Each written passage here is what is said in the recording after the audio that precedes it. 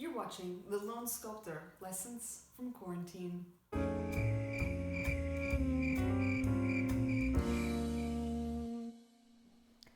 Welcome back to Sculpting. Today's lesson is all about tool handling. Our next exercise with our cube and our tools is going to be addressing the loop tool. So I have a few different shapes that I'm going to be using here today and experimenting with. A great use of a loop tool is to create a concave form. So here I'm going to take the same idea of a half sphere, but this time I'm going to make it a hollow shape. So I'm going to use my loop tool here. I'm going to start sort of digging in to try and find a nice concave shape. So you'll see if I start using a tool that is very small to do this, again, that's going to be a very slow, painful process that is not addressing the actual form that I'm trying to make, cannot be properly addressed by this small tool. I'm emphasizing that because a lot of times people, when they're just starting out, have a tendency to stick to small tools when indeed a larger tool could actually be more successful. Now, if I move to this loop tool, it's actually a kind of loop that has some little indents in here. I don't know if you can see that, but it's actually a rake. So if I was to go over the surface, you can see that it's leaving this sort of texture, and it's a really effective tool design for smoothing forms. But you can see that the size of my tool is quite large in comparison to this hollow I'm trying to make. So this would be a case where it's almost that my tool is a little bit too big for the shape that I'm working on. But I can go in and I can see what kind of form, what kind of shape I can make with that kind of tool.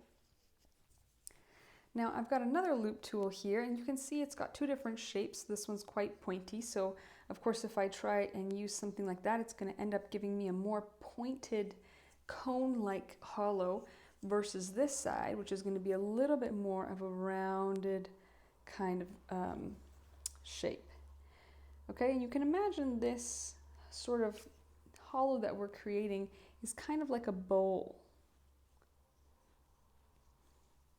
Now, to get that nice smooth bottom part, I'm actually going to go back to this tool, because you can see how this shape here is going to fit perfectly into that hollow to give us a nice rounded edge. Now, you may notice that this particular metal is actually flat, so it's more of a ribbon versus here, which is sort of a rounded piece of metal. So this is going to have a much stronger bite on the clay. It's going to bite into the clay, grab in, take a lot more away.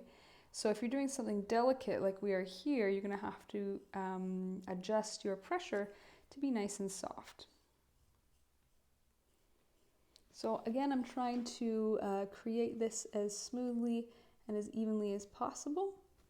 Once I've got sort of that general shape, I might move back to a sort of smoother tool to try and get some of this edge here.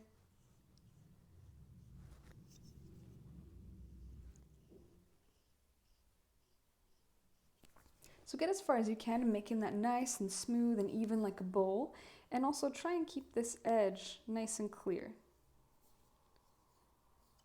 So you can imagine that this is going to become maybe the iris of an eye that we're making, and you want that edge to be nice and clear, but you want this hollow to be very soft and sort of even. Thanks for watching The Lone Sculptor. See you next time.